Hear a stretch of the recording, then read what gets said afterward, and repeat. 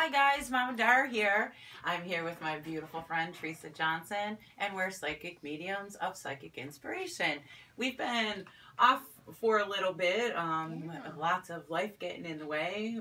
Christmas, the holidays. And then Theresa went on vacation, you know, very well deserved, very well deserved. Thank you. But you came back at a perfect time. I did. It's the full moon. And guess what? It's the full moon in Virgo. Now, some people might say that Virgo has OCD. I don't think so. It's just that Virgo likes to be exacting, which means that everybody born under this sign or the rising sign or the moon sign is the butt of the jokes because they like everything in its place or a place for everything. Now, no. Virgo is the 6th house, and I'm a Gemini, but I do have some planets in my 6th house that just got upset with her for moving this, because this is perfect straight line.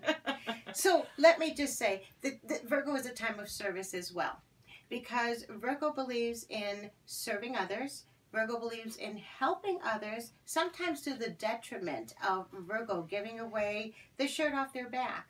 But they also believe in service in others, as in counseling, lawyers, doctors, and even some politicians. Some good politicians are Virgos also.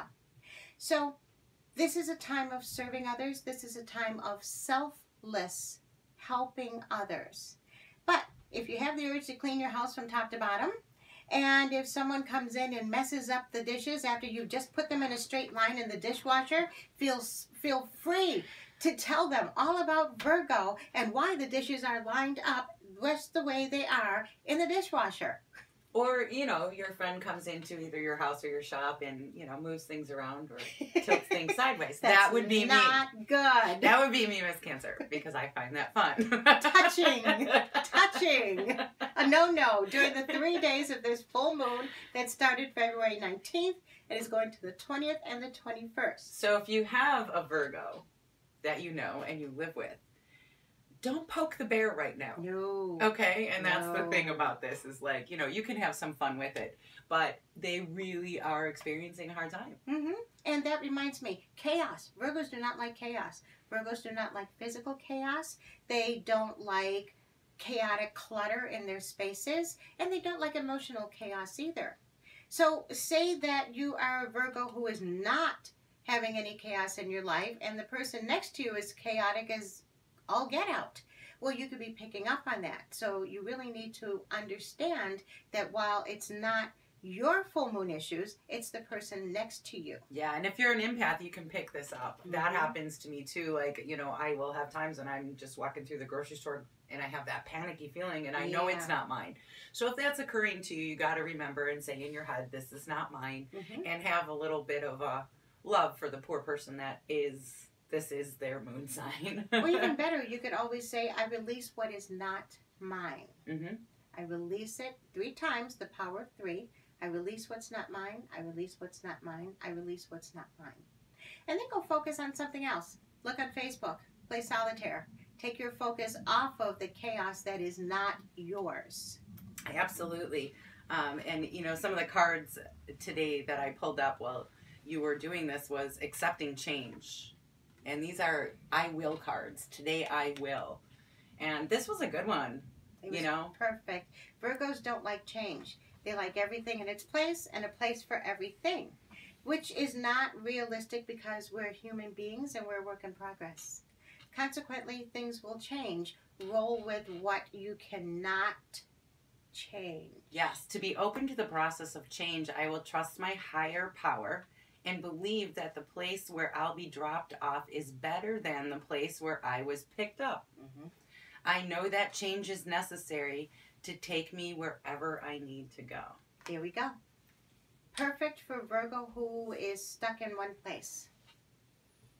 And then the next card that comes up is healthy giving. So, which means I want to do this for you and that for you and that for you, and I want to come in and I want to do feng shui in your house, and I want to change your whole house, and I don't care that you were comfortable in your house. It doesn't work for me. So I'm going to change your whole house, and let's see how that goes. Not good. Healthy giving is, you know what? I'd like to help you. Would you like my help? Oh, you don't want my help? Okay. Well, it's an open door. If you ever need it, give me a call. Yeah. I choose what I want to give, to whom, when, and how much. It takes time to learn how to give in healthy ways. It takes time to learn to receive balance. Yep. And that's where we need one, balance in our need to give. Is it really that you want to give, or is it because you see the need that needs to change? So you need to figure out which aspect you're coming from and which direction you're coming from. Mm-hmm. True service or giving doesn't need a voice, and people don't need to know. And that is really important. Yeah. So true service, just be quiet. The angels, God, Buddha, Let it happen. they know. So we don't have to rack up points for that. So sometimes when we're giving and we need to make sure that people knew that we did it, it null and voids what Mm-hmm. you've done. Mm-hmm. And then that can be damaging and unhealthy for you as a giver. So make sure that you're getting your balance settled in that.